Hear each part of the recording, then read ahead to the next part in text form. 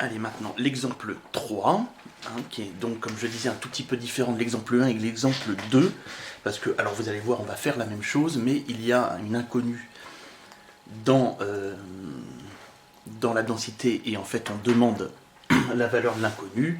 C'est donc l'équivalent de l'utilisation de la CNS pour être la loi d'une var dans les chapitres précédents.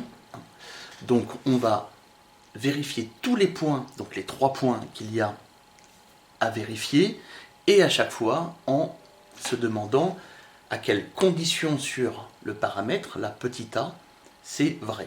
Alors, f c'est 0 si x est plus petit que 2, et a sur x2 si x est plus grand que 2. Vous voyez, f positif, bon là, je ne fais pas la rédaction, je la ferai dans l'exemple 5. Pour la rédaction, vous regardez le cours, eh bien f il est positif si, alors plus petit que 2, 0, bon bah c'est positif, et a sur x2 c'est positif si, et seulement si, a est supérieur ou égal à 0. F continue, sauf éventuellement en 2 pose φ, ça c'est quelle que soit la valeur de a. Et ensuite, on calcule intégrale de moins l'infini à plus l'infini de f de t dt, et on tombe sur a sur 2.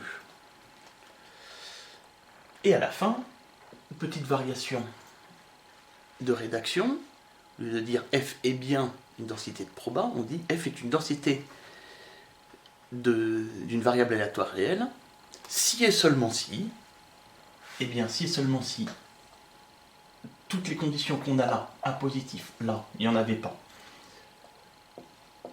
sont vérifiées, et pour ici, il faut que a sur 2 soit égal à 1. Et ça donne a égale 2.